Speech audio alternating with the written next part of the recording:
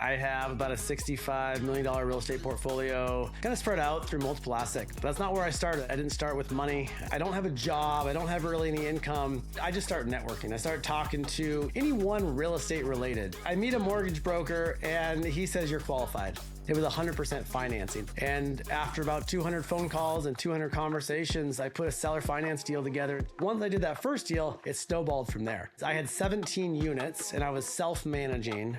I realized my best use of time is putting more deals together. Real estate is not a get rich quick. It's a build wealth over time.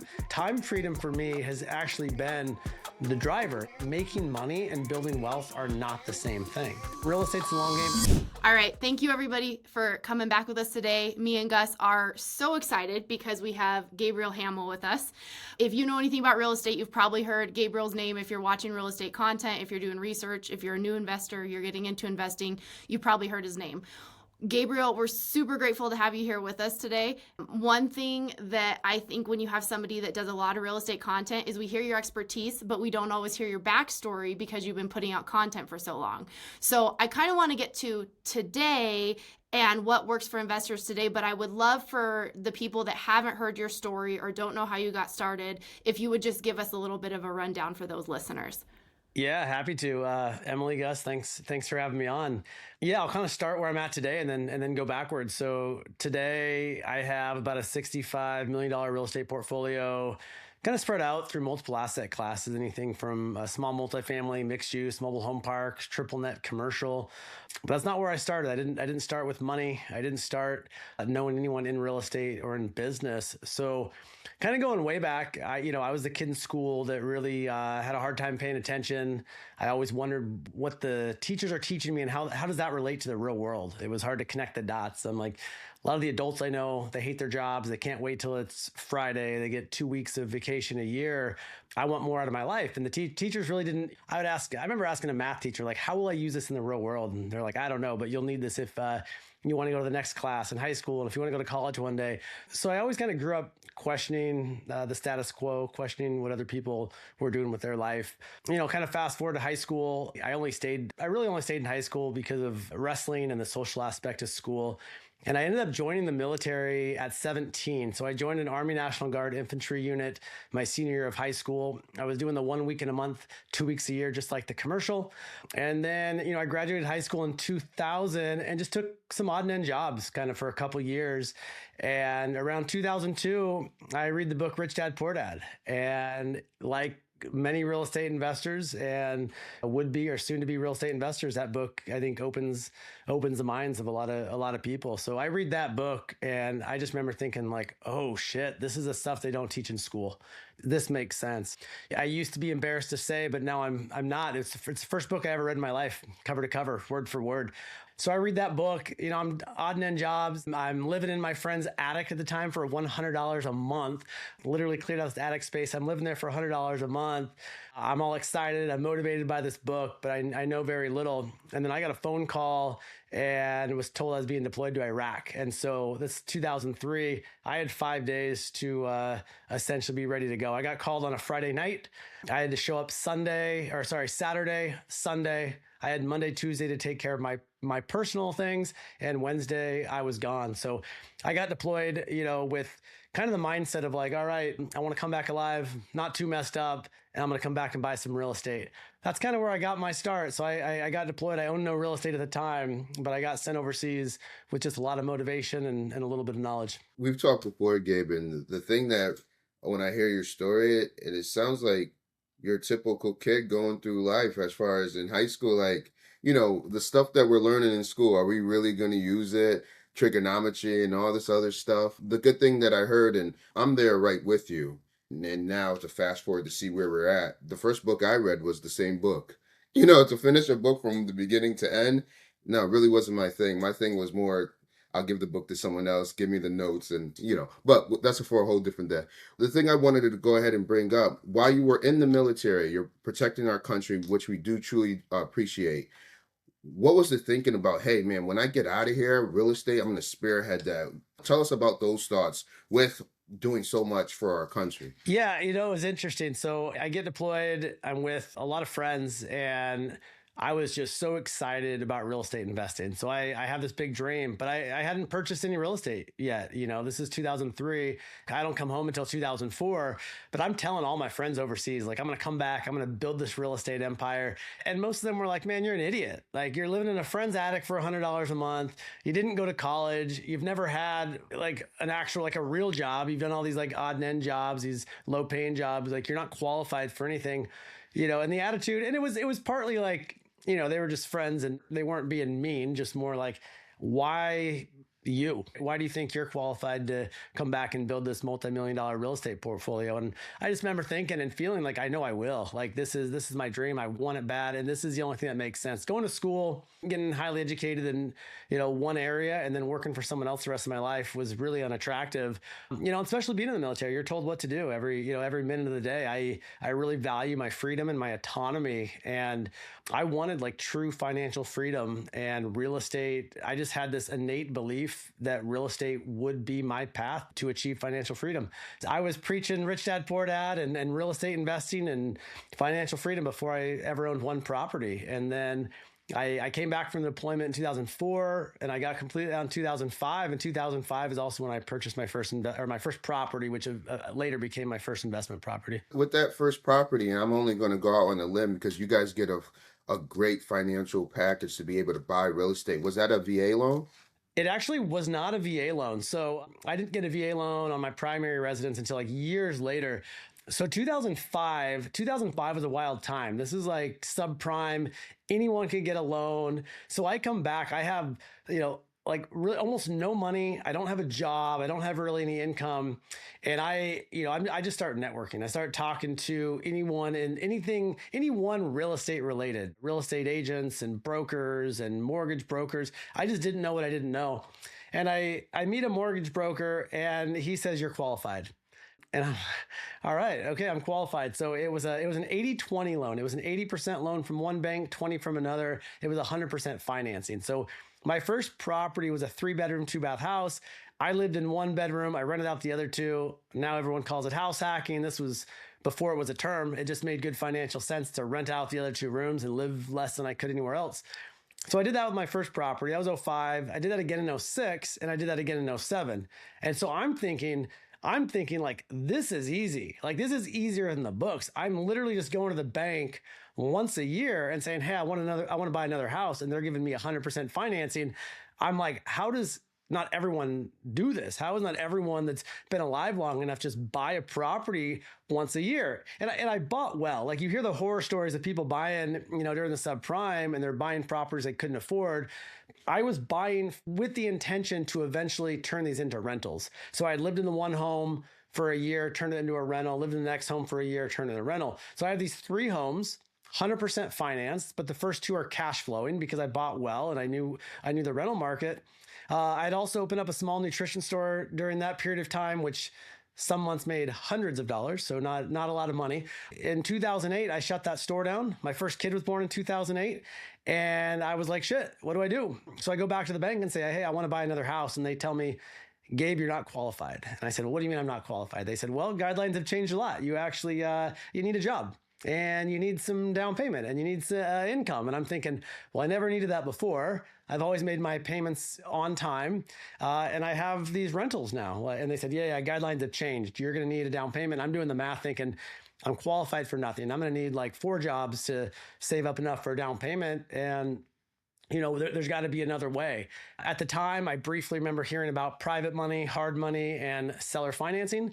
And I knew nobody with money. And I didn't, I wasn't comfortable asking for hard money because I didn't have that much of a track record. And I thought to myself, seller financing is going to be my path. So I eventually ended up at a 30-hour a week minimum wage job. And I was working that job. And about 3 months into that, I was just like, this is not my life. This is not what I want to spend the rest of my life doing. And I'd come home every night, and I'd get on Craigslist after the kids were in bed, and I would just search properties. Every night I was looking for sale by owners, mostly on Craigslist. And after about 200 phone calls and 200 conversations, I put a seller finance deal together in 2009 that replaced my 30-hour week minimum wage job almost to the dollar. I finished out that year of work, and I never went back to work again. Now, you're looking at these seller finance deals because, as you said, and if anybody was around watching that market shift, things changed significantly during that time period. And once we got to 2008, it was just a different world.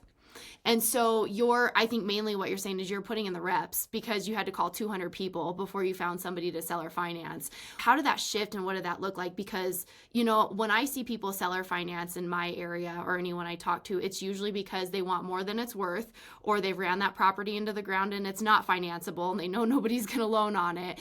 So how do you find a seller finance deal, or what were you looking for that it's a seller finance deal, but you're not just buying this monster property that's going to eat you alive? Yeah, it's a good question. So, that year of looking, for one, I found during that year that sellers were usually stuck on price, down payment, interest rate, or some other emotional aspect of the deal. But it was rarely all 3 or 4 of those things. It was usually one of those things. And I didn't know what I didn't know. So I would just ask questions. I wasn't going in as this expert. I wasn't going in saying, hey, take it or leave it. Here's my offer. I was going in with a genuine curiosity of, these sellers. And I actually found sellers and put myself in front of sellers that wanted to carry financing. I wasn't out there trying to convince. I didn't realize this till later after I'd done a few deals, that the sellers that were selling me these properties already wanted to carry financing. They already knew the advantage of carrying financing, and I wasn't having to go out there and educate them. I think one advantage I had, which did not feel like an advantage at the time, was I had no money. And so since I had no money, and sellers typically wanted a certain price or down payment or certain interest rate, because I didn't have a down payment, I found all sorts of sellers that would carry financing, but wanted a whole bunch of money down, or they wanted terms that didn't financially make sense. The property would be cash flow negative. My only criteria back then was the property had to be cash flow positive. Like, this was my whole thesis, was like, if I can buy cash flow property, I don't care what the value of the property says on paper, as long as the property cash flows. Because during this time, you got to think 2009, people are coming right out of 2008, all freaked out about home values and prices. I'm so focused on what I learned, Rich Dad, Poor Dad, I kept it really simple. Cash flow, right? Cash flow, assets put money in your pocket. So that was my only criteria back then, was they had to be cash flow positive. So when I was having these conversations and I was meeting sellers, I found sellers that didn't care about a large down payment. They had enough taxable income. They didn't want to pay capital gains. They were at a time in their investing cycle where they didn't want to actively invest, so they didn't want to go do a 1031. These were great people that were tired landlords. It was usually men and women in their 60s, 70s, even sometimes 80s, that had built up a significant level of wealth through owning real estate, but they were very hands-on, and they were just tired landlords. And they were tired of being a maintenance person. They were tired of dealing with tenants. They were tired of turnover. They were tired of all these things. And the market had shifted. And so they also thought, hey, here's a way for me to sell the property, still continue to get income. So it wasn't so much me convincing these sellers to carry financing. It was getting in front of enough sellers that wanted to carry financing, find out what was important to them, and then say, hey, can I give them what's most important to them and still make the deal work for me? Hey, Gabe, if you don't mind me asking, now this is early 2000s. The internet isn't the internet that we know today. So where were you learning these conversations and how to navigate on, what would make things work? Did you have a mentor, or just the books, or what was it? A lot of it was just trial and error. I went in with a genuine curiosity, and I'd get in front of sellers, and I would, it's interesting because the 2 questions I get asked the most is like, how do you convince a seller to carry financing? And I think I already answered that. I never convinced the seller to carry financing. I would find sellers that want to carry financing. And the one question I would keep asking is, hey, what kind of terms would you be interested in? And it's so simple, but that one question of, hey, what kind of terms would you be interested in, when I already know they want to carry financing, it was very obvious by asking that one simple question. Is it price? Is it down payment? Is it interest rate? Or is it some other emotional aspect of the deal that's important to them? So that was a simple question. The other question I get asked the most is, what are typical seller finance terms? And my answer to that is, there are no typical seller finance terms. It's what you can negotiate. It's whatever the buyer and seller can agree on. And so since my focus was, hey, these properties had to be cash flow positive, if they weren't, or a seller needed a large down payment because I didn't have money at the time, the deal didn't work for me. I found all sorts of sellers that wanted to carry financing. The terms just didn't work. They were backwards.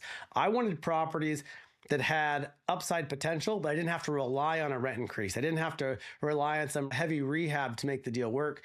So every property that I purchased from 2009 through 13, every single one of those properties from '09 through 13 was small multifamily between 2 and 10 units.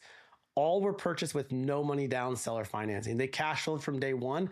Oftentimes, I even made money at closing. I would strategically close at the beginning of the month to get the prorated rent, and I would get the deposits. The first time I did this, it was an accident. I went to the closing table. I closed early in the month. I got prorated rent.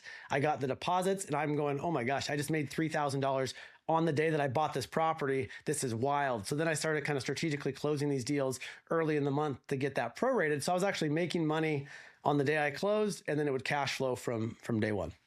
So when you're going in having these conversations with sellers, you're finding Craigslist, you're finding people all over the place online, wherever, and you're calling them. Because people don't always advertise that they're willing to sell or carry. Sometimes you have to start the conversation. Sometimes they do. So are you calling and are you leading with that because you know that's something that is kind of like that's the main thing on the deal for you, so you're not wasting their time and your time if it's in no way? Or are you conversating for a while and then finding that out? I mean, because sometimes people kind of don't want to put that up front, but also that's like the material to your decision. So where in the conversation is that coming in for you with these sellers? Yeah, I did focus on trying to find sellers that wanted to carry financing. So back then I was literally on Craigslist typing in keywords, for sale by owner, seller financing, owner terms. I'm just typing these in. I didn't have all the technology that exists today, but I would do everything real estate related. Like I just didn't know, I just knew I needed to be around people that were involved in real estate. So like every open house I'd walk into, right? Like eventually I met a realtor that became a great realtor, and she's helped me buy and sell multiple properties throughout the years. But part of it was just building relationships with people in the real estate world. So back then I was doing it all. I was calling on, I probably called every possible listed property and for sale by owner, Craigslist, every sign in the yard. I did it all because I just didn't know what was going to manifest into a deal. I can't remember the last time I've been to an open house. I ended up not purchasing a lot of listed properties. It was mostly off-market stuff. But at the time, yeah, I just did it all. I mean, I walked into who later became one of my good hard money lenders because I walked in their office and said, hey, we're probably going to do business together one day. And I probably looked like an absolute crazy man, but years later, they've lent me upwards of $13+ million to buy real estate, right? So you never know. And I think, the transactional piece of real estate is an aspect, but I think people, especially today in like 2026, you fast forward, you have all this technology and all this automation. I think sometimes people forget the human element of business or the human element of life for that matter, right? And so when I think back, every deal I've ever done has come from a conversation or relationship. And I think the transactional aspect of real estate is the easy part, but it's the building relationships and building rapport. I had a woman carry financing for me on multiple properties. And by 2013, I refinanced all these properties and she had a big payday. And she said, what am I going to do with all this money? And I said, you can lend it back to me. And at the time, I had never borrowed private money and she had never lent private money, but we had 6 years of trust. I used to actually hand deliver my mortgage payment to her. She had a brick and mortar business as well. I used to hand deliver my check to her every month to build that relationship and have that FaceTime. But we also had 6 years of trust. So we knew each other, we liked each other, we trusted each other. So I had made that comment kind of casually, like, hey, you could lend it back to me. 3 months later, I'm in a contract on a property I'm about to get a hard money loan on. She calls me and says, hey, were you serious about that? And I said, I'm actually in contract on a property if you want to finance it. She said, absolutely. So I think, it just illustrates like the relationship didn't end just because that transaction ended, right? The relationship continued because we had that level of trust, and she became a great private money lender for me and has financed me on multiple deals throughout the years. I mean, I'm still paying her to this day, all these years later, but that relationship started back in 2009. Now, I want to ask, how many deals do you think, you talking about doing earlier on 200 calls before you got something? I think that people like to look at someone who started years ago and say, okay, yeah, that worked then, but not now. And so realistically, when you were making those calls, you're putting in those reps, how many points of contact were you making? And you might not have the exact, but how many calls were you making before you actually found a deal that came to fruition? Because I don't think people understand how much repetition it takes. They make 3 calls and go, oh, it didn't work. Yeah, I think it is repetition. I mean, I think everything in life is, a result of the compound effect, good or bad, like what we do, repeatedly over time. And so it wasn't like I was spending all day and hours. At that time, I was only looking at properties kind of in my localish area. I mean, today I have properties all over the country, but at the time I was looking at properties in my local area. So there's only so many properties, but it was the compound effect of doing it consistently over time. Just like you said, someone will have 3 conversations, be like, no one wants to carry financing. The agent laughed at me. The seller said my terms are insane. There's no way they're going to do no money down. Like, that happened to me. I had almost every agent telling me like seller financing isn't a thing people do anymore. They were saying that in 2009, 10, 11, 12. Meanwhile, I was stacking properties all with seller financing. So most real estate agents and brokers are not investors. Most, people in the real estate world are not necessarily investors. They're transactional in nature, but not actually investors, right? And so even just like today, people say seller financing isn't a thing. It's not true. I mean, I talk to people, probably not every week, but maybe every month that have purchased properties that have some aspect of seller financing. I kind of shut that noise off. First of all, I didn't care what people told me I couldn't do. That was really my only option. I wasn't bank financeable. I had no one that I could go borrow money directly from at the time. And so I thought seller financing was my only option. And it wasn't so much like, hey, 100 calls a day, 200 calls a day. I was looking in this very localized area, but it was truly the compound effect of consistently doing it over time. And I think you can hit a wall, but it's going through that wall. I mean, I think I watch real estate investors go, oh my gosh, they start with that excitement and motivation, and then they get frustrated. They're like, man, I've been doing this for a year. I haven't bought my first deal, and they stop, right? Like, I could have done the same thing. It was almost at that year where I was like, man, I still haven't bought any real estate. But once I did that first deal, it snowballed from there. A couple months later, bought another one. A couple months later, bought another one. All those conversations, all that time put in on the front end started a snowball. And then by 2009, after I did that first deal, it was another deal and another deal and another deal. And then focusing on relationships first, I had people bringing me deals, and not all of them I purchased, but it was like, I wanted to be on the minds of people when they thought like, here's an investment property. Maybe Gabe is interested in buying this and at least bringing it to me first. And I think I created that scenario locally during that time pretty well. I think one of the key things that you bring up is, hey, I don't got the money. I got to go ahead and figure it out. And then you talked about the discipline and the consistency you had to make all that happen. And there are people out there that just quit after the first no, things along those lines. It's frustrating for me sometimes having to talk to those people, and they're like, you just better at it than me. I'm like, I wasn't shit either. I hear your story. It sounds like you had no knowledge from it. I want to ask you this. You're accomplishing these properties. You're taking them down left and right. Now, that's the great part of real estate. You get to take the picture. You get super excited. Now, the next part is now the properties are yours. So how are you going about managing them and things along those lines? Yeah. I mean, those first several years were crazy, Gus. I mean, it was like, I had no money in the bank. You're dealing with tenants. I have no reserves. And I'm not suggesting, new investors have no reserves.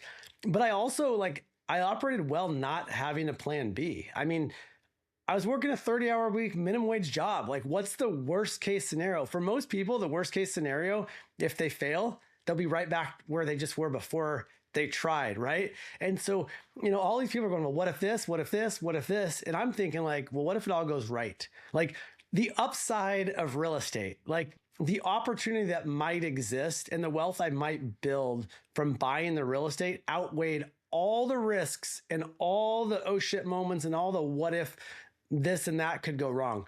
Did I have things go wrong? Absolutely. I mean, tenants moved out, they would destroy the units. I remember because I was buying these small multifamilies and there were tenants in there. I remember the first property, I go in there, carpet hadn't been replaced in probably 30 years. The place was gross. And I pull up the carpet. I'm like, I am so thankful there's hardwood under there. Like, I put a little paint on the walls. It's just, but again, like all those risks outweighed, I guess, the risk of not owning the real estate. And so I think it's so cliche, but if there's a will, there's a way. Like if you want it bad enough and your why is strong enough, like you will find a way to make it happen. It's equally as easy to make excuses of why not to buy a real estate.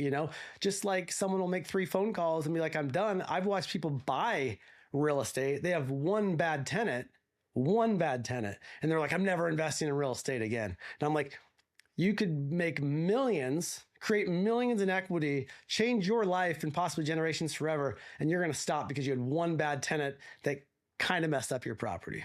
What would you tell somebody who is starting today? So you started pre-2008, you had to recalibrate after 2008 when things really changed. Somebody coming into it today, they have no money, they have no, some people drain their retirement and they start with that. They got nothing. What would be the starting steps for someone coming into it who's willing to do the work but has no idea where to start? 1,000%.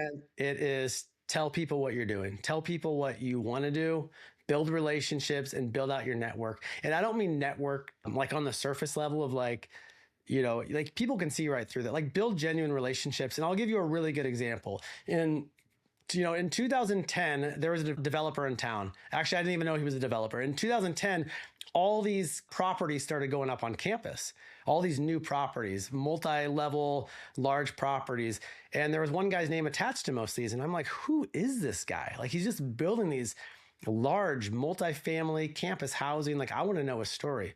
So I reached out to him with no intention other than I want to know who this guy is and how he's developing these properties. So I find out his name, I call him up, he invites me into his office and says, yeah, I'm happy to sit down with you. So this is 2010.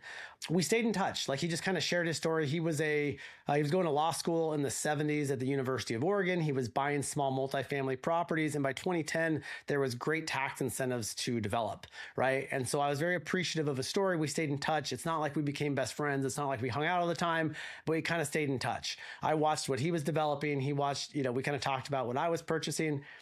Almost 10 years later, like a decade later, and this is a great example of relationship first, but also a great seller finance deal. Almost 10 years later, he calls me up and said, a friend's selling a single family home in the town over. Are you interested? I said, I'm not buying single family homes anymore. I just bought my first mobile home park. And at the time, it's like 2019. So I guess 9 years later. So I'm really focused at the time on mobile home parks. I said, I just bought my first mobile home park. That's my focus right now. And he goes, that's interesting. I own 5 of them. And I said, are you interested in selling any of them? And he said, yes, I am. And I said, would you sell or finance any of them? And he said, yes, I would. So my second mobile home park purchase was from this guy almost 9 years later. So remember, I reached out to him because I just wanted to know a story. I was genuinely interested in who this guy was and how he's amassed all this real estate and how he's developing these beautiful buildings.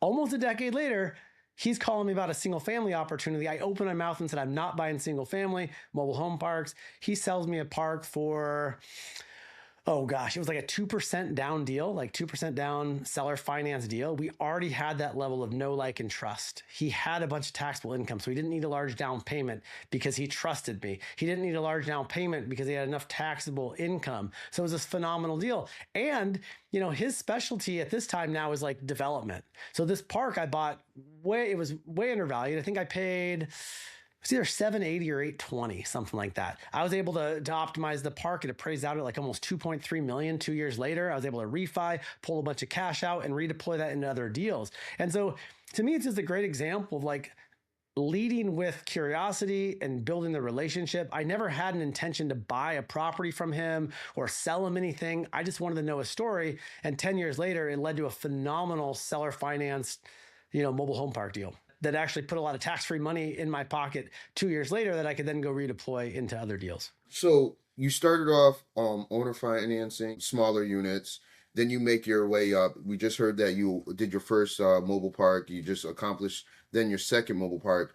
Where was the big jump from, 10 below to, whole parks or multifamilies? Let's talk about that. What made you take that leap? Was it just at that time you were rolling, you were confident, you were living the life? Like, break that down for us. Yeah, I think the first big jump, today I have about 450 multifamily units. That between the mobile home parks and my multifamily. That's not my focus today. Now I'm actually buying less properties, but bigger, more impactful properties because my focus has really shifted to triple net commercial properties, triple net industrial. I just got in contract on a triple net medical building.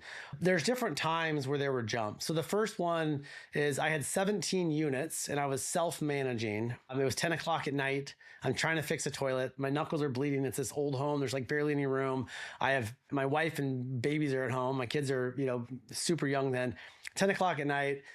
And I'm like, what am I doing? Like, for one, I'm not that handy. I'm handy enough, but not that handy. So like, this thing's leaking. I had to turn the water off. I had to call a plumber anyway. So now I'm spending my time, energy, and money. And I realized my best use of time is putting more deals together. I actually like putting deals together. I like negotiating. I like thinking creatively and problem solving.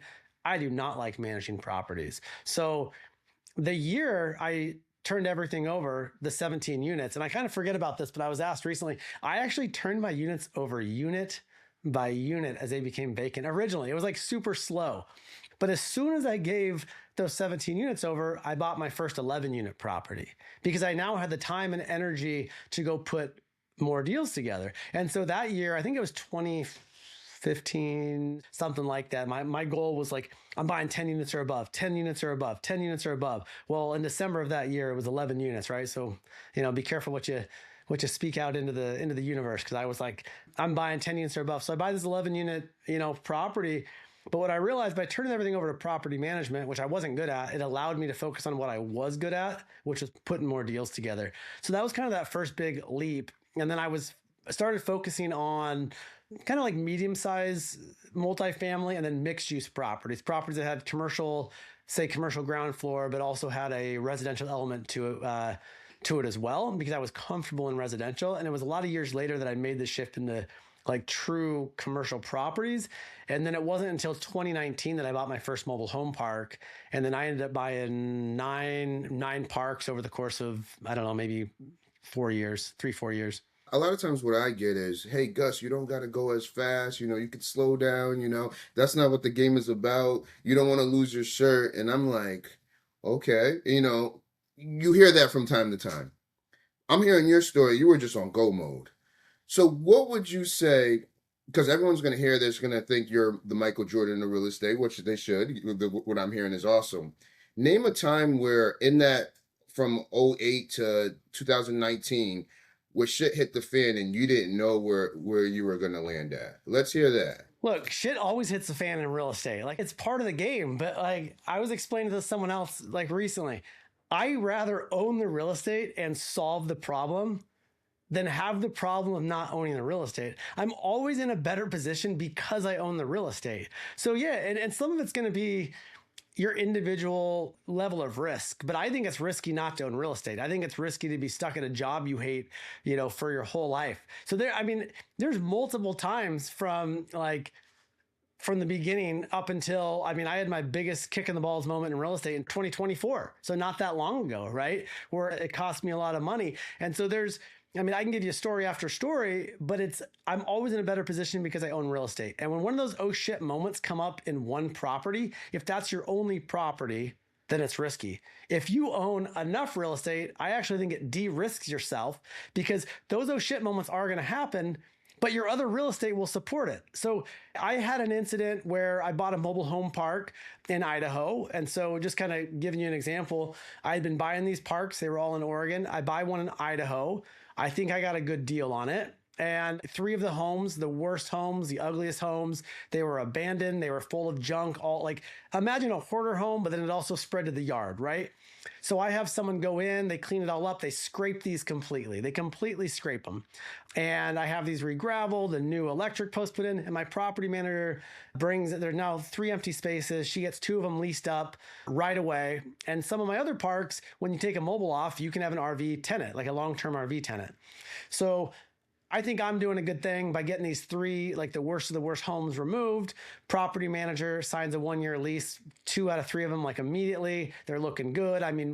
These are like nice RVs. One of the couples, they sold their home, bought this $150,000 fifth wheel, put it there. It's looking good. Well, the city comes and says, there's absolutely no RVs here. And it's actually written here that you can't even bring in new mobile homes. They tell the tenants they have to leave.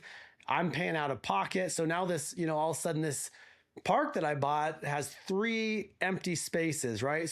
And on top of that, this park also had a failed field septic system that was never disclosed to me, but it's after the fact. There's not a lot I can do about it, right? Like, that stuff comes up in real estate. I listed that property recently. I think I'm going to be fine with it, but that stuff comes up. That's just part of owning real estate. But if that was my only property and I didn't have other real estate to help me get out of this situation or help me in this situation, then yeah, I would probably be screwed. I think it's more risky to own less real estate and less risky to own more real estate. As you've shifted, you've talked about single family homes and small multifamily, and then, hey, I'm not buying single family anymore. Have you 1099 or exited some of the strategy, like the original properties, or have you held on to everything, and what do you recommend there?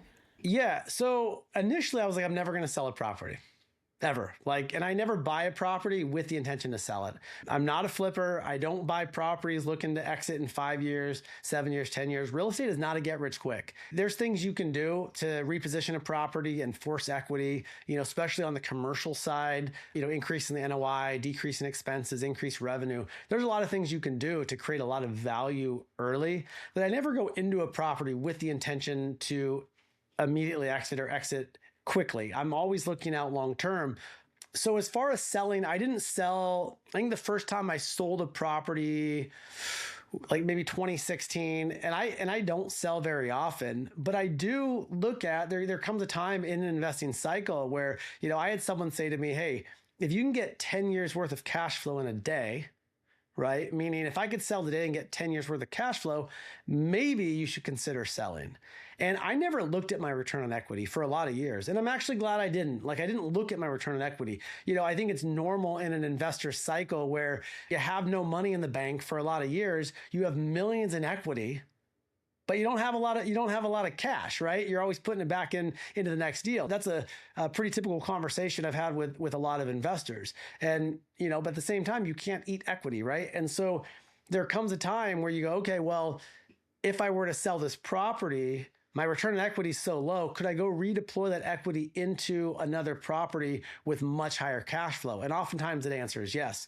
So I started looking at my portfolio going, man, there's a lot of equity here. 10 years of cash flow, 15 years of cash flow, 20 years of cash flow. So yes, I've sold properties and 1031 into other properties, larger properties, but it's really, when I look at, I listed a bunch of properties last year. Some of them sold right away. Some of them didn't, which is fine. They still work as great cash flow investment properties.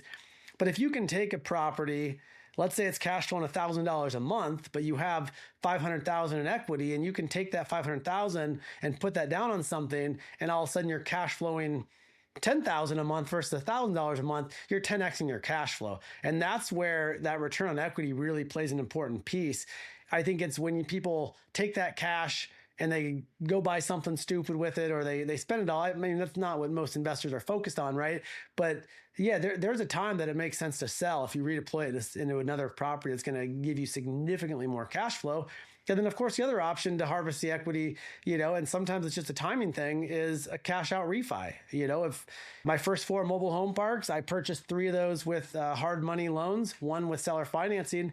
And a couple years later, interest rates were low, and I was able to harvest that equity by just doing cash out refis, keeping those properties. And then that's tax-free money that I could then go use and redeploy into other deals. All right. So I know what year you graduated, so I got roughly around what age you are. You're still in the prime. We can still hear the passion. You're getting into bigger and better things as far as, the commercial triple nets and things along those lines. 10 years from now, do you still see yourself active like you are now? Or how does that play out in your eyes so far? Yeah, I'm glad you did the math. So I graduated high school in 2000. So that makes me 23 today in 2026. I think that math don't check the math on that. That sounds about right. I think I'll be investing in real estate for as long as it makes sense to, as long as I enjoy it. But I also do it in a way I'm active to an extent, but I spend the majority of my time doing whatever I want, right? So I very consciously have built my business around the idea of time freedom. I want to own my time, and it's not about I don't grind. I work a couple hours a week, not a day, a week, because I want to spend time with my wife and with my kids and to travel. I've had times where people close to me have passed away, and I don't have to decide between spending time with them and going to a job, right? And so time freedom for me has actually been the driver. It was early on in my 20s, when I had a few properties, I had this innate desire, just this strong desire to build wealth, and back then I'd say, I want to be rich. I'm telling all my friends, I'm going to be rich. But what I realized, and I remember going on a walk this one day, and I was like, why is it that I just have this just strong desire to be financially free? And I realized it had to do with autonomy and freedom. It wasn't about swimming in a pile of money. I wanted to own my life. It's not so much about what I do with my time. It's that I have the freedom to do what I want with my time. So time freedom could look different to everybody. But I've been able to spend time with my kids when they were little, and as now, my oldest is an adult, just this last week, right? And so it's like, I get to travel. I get to do a lot of cool shit. I get to live my life how I want. I get to go work out in the middle of the day if I want. And so to me, it's not a grind. And so I've been very conscious, like I'm very clear on the couple things that are very, very important to me in my life. And I'll take on things that align with that. And I say no to things that don't align with that. I'm not going to take on a property that's going to take me away from my family. It's going to take me away from my health. It's going to take me away from the ability to live life on my terms and do as I please on a daily basis, right? And so I'll continue to do that. I mean, whether that's in my 50s, 60s, 70s, 80s, 90s, like I'm going to live life on my terms. That's my focus. Real estate has allowed me to do that. And I think the other piece that I watch, and what I caution people is, I watch a lot of people get into real estate because they say they want financial freedom, but through a lot of conversations, one layer deeper, it is rarely about the financial freedom. It's almost always the time freedom. There's a small percentage of people that, like the Gary V's of the world, that like truly love the grind. Like they wouldn't be happy unless they're working 100 hours a week. But the majority of the people I talk to, they don't want to work 100 hours a week. They want to enjoy their life. They want to spend more time with their family, give back to a cause. They want their freedom. And one layer deep, it's not usually financial freedom. It's usually time freedom. And what I caution people is it's easy to get into real estate with this dream of being financially free and to have time freedom. But I've also watched a lot of people get into real estate and then they've created a more than full-time job, or they take on things that aren't investing, right? Like they start a brokerage, they start a mortgage company, they start a property management company. Now they're working 100 hours a week. They left their W-2, but they're working twice as much. And they forgot about the whole reason they got into real estate in the first place was because they wanted to be free. And now they're trapped. They're just trapped in another job that happens to be real estate related, and they don't actually have true freedom, which is what they got in real estate to begin with. All right, I'm going to ask you a selfish question now because you're speaking to me. Okay, so I own a real estate brokerage, but I've done that for a long time because that was where I could go to make more income than what my college degree was in that was useless. And so I own a real estate brokerage. I am at that point, and I hear you talk about this on your podcast, where I feel like people kind of get stuck. I have about 13 properties. I have 2 that I'm flipping, so I have 15 right now. And I always thought if I just work really, really hard, I'm a general contractor. I used to be all my flips. I was literally doing the whole flip myself, subbing out a couple things, and I'm willing to do the work. But I'm doing the work wrong because I'm learning this year. I'm transitioning. I got a business coach. I'm trying to pull myself out and put systems in place. I want to scale to the time freedom. I want to scale where it's kind of, I want to do what I want when I want. I want to work, but I don't want someone to tell me when I have to work, which is what being a real estate broker is. You're everybody else's whim.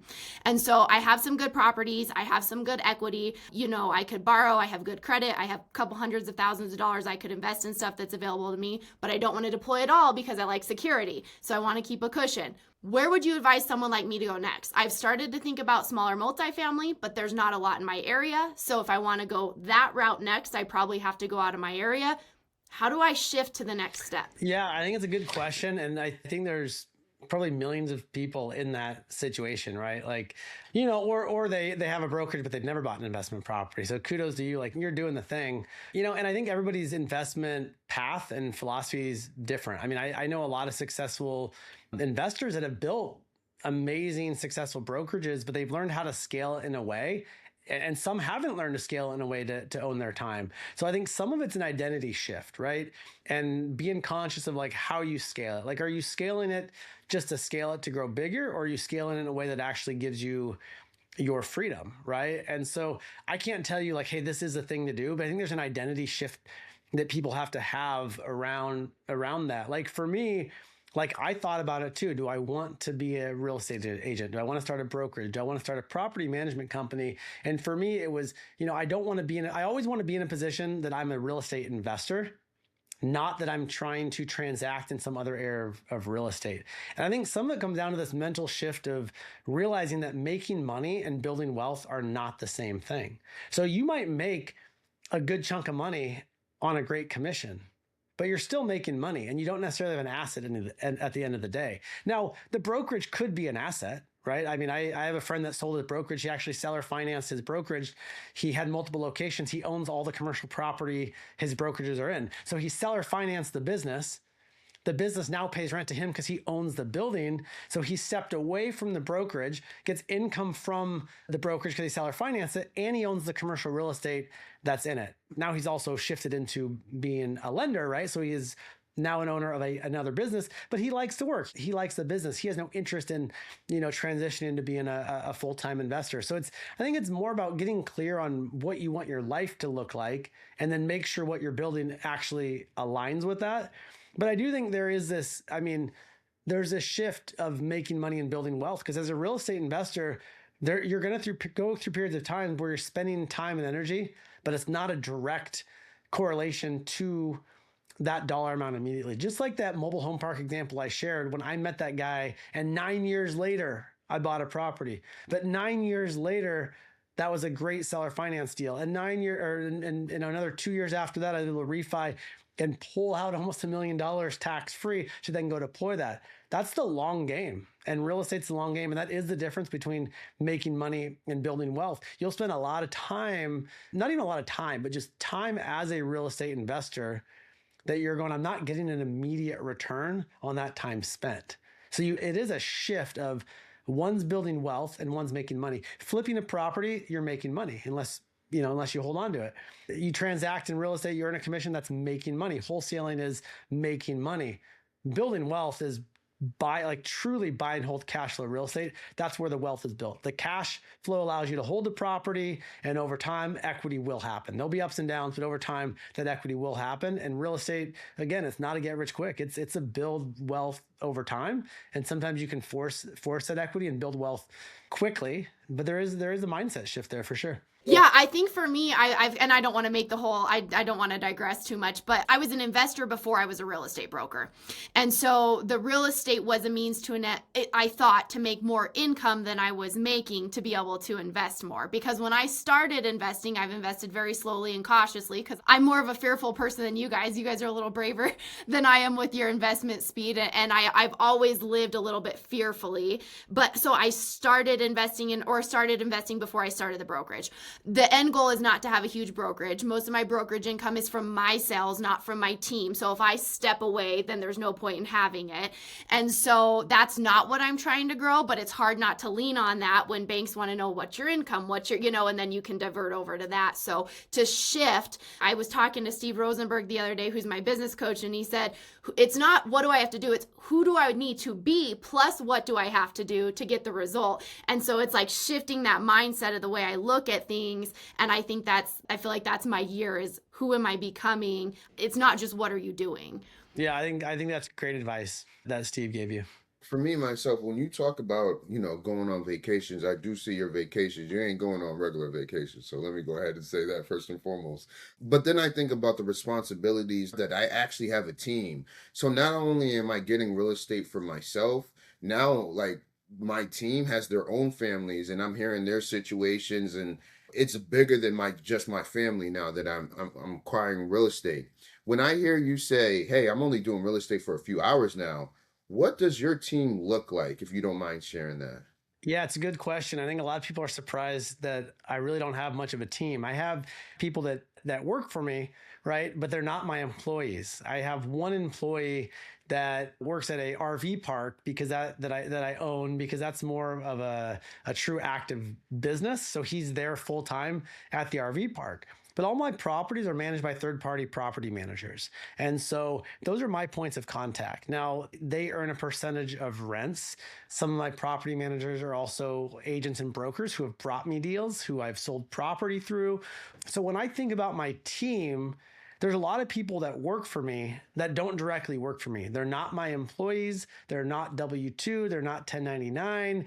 They have their own business. So I'm talking mortgage brokers, lenders, real estate agents, real estate brokers, hard money lenders, private money lenders, my property managers. These are all people that are on my team, but not directly. Like, I'm not in an office with them on a daily basis. They're my points of contact when I need to have contact about a certain thing, right? So oftentimes it's a text, it's a quick phone call, it's an email, it's something pretty short. But I don't micromanage either. Like, I let the people in my life that are better at doing what they're doing than I am do their job. And I may have things to say, and we may get together and brainstorm and talk about, solutions to certain problems, or how to improve a property, or, why this unit's taken so long to fill, or whatever it might be. But this isn't like hours and hours of a day just focused on the business. Again, I got into real estate because I wanted and understood what real estate could do for me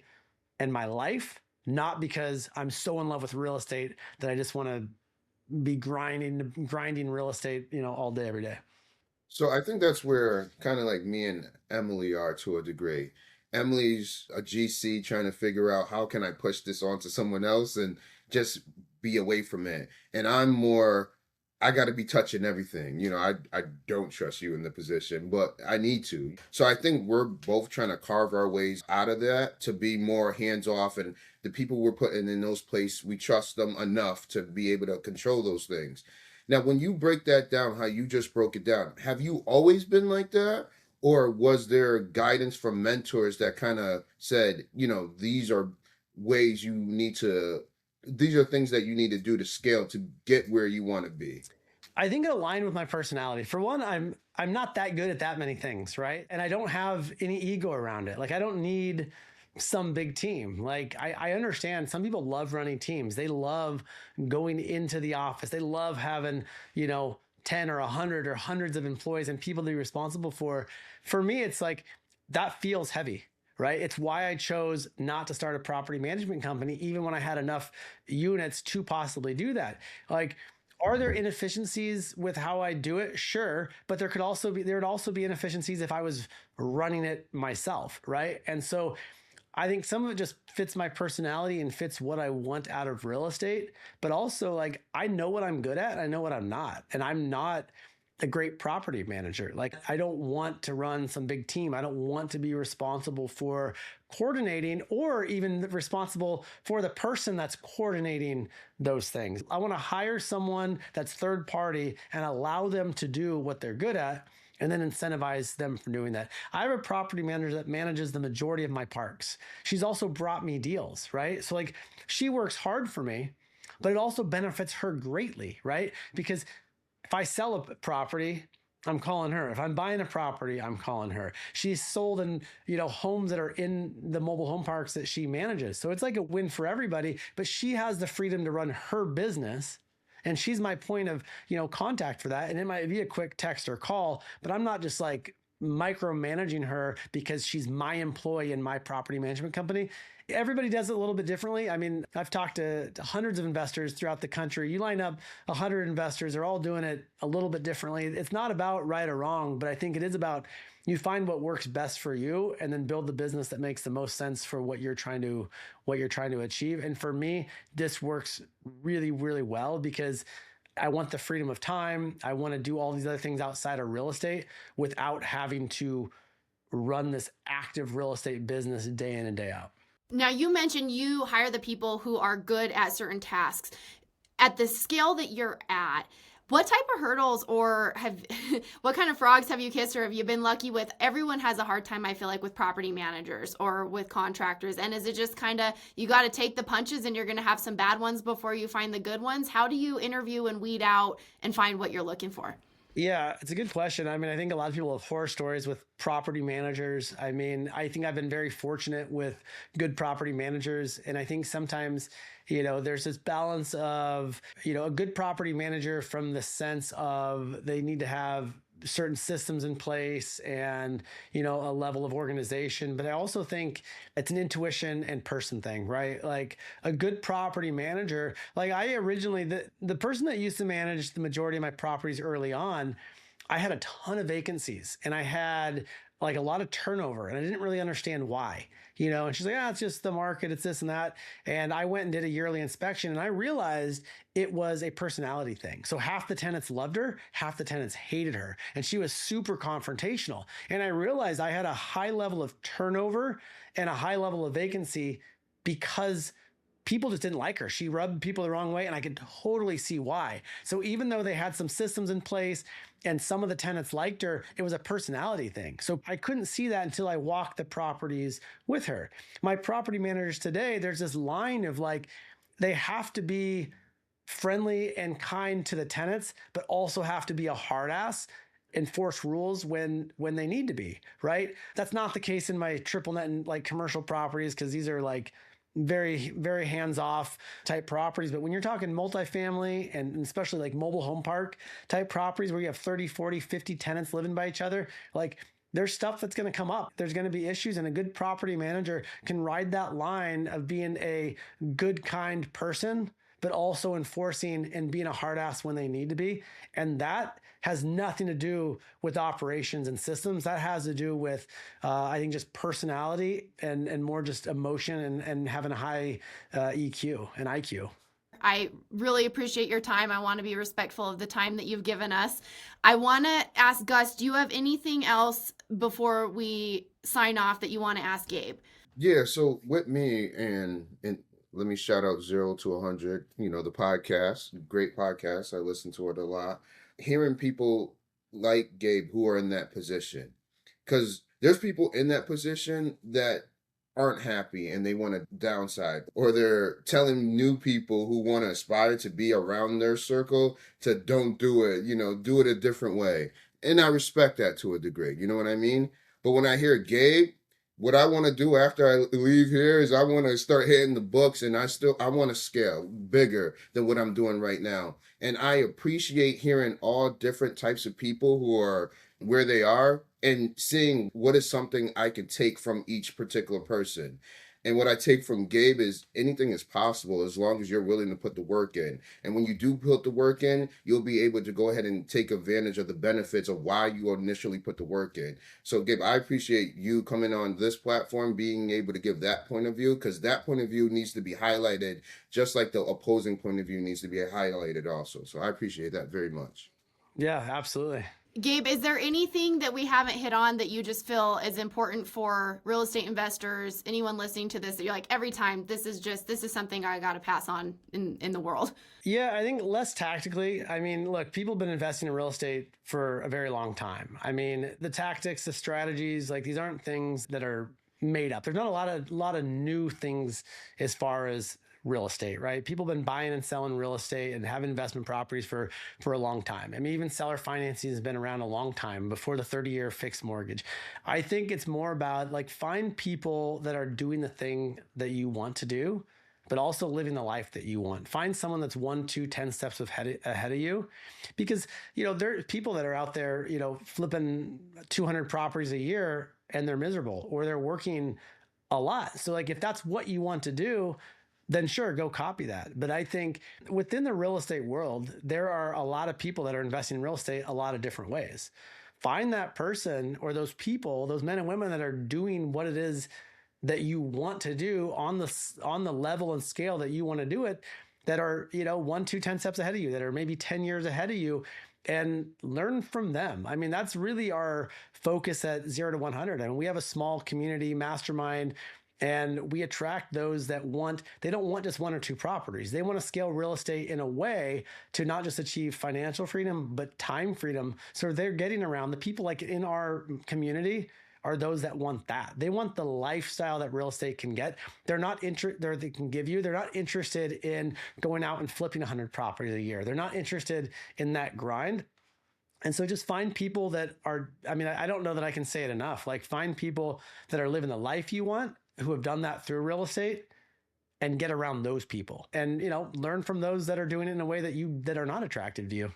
How does anybody that wants to connect with your community find you on socials, any of those things? Where do they find this information? Yeah, the best way is 0to100tribe.com. I'm sure you can put that in your show notes, but 0to100tribe.com. There's links to a free book. There's links to join the mastermind. When we usually have a couple events a year. There's links to that.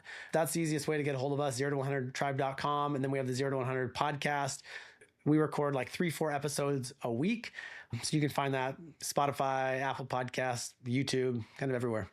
Excellent. Thank you so much for taking the time to sit down with us today. We appreciate you, and I know the audience is going to get a lot of value out of this. So thank you so much for your time.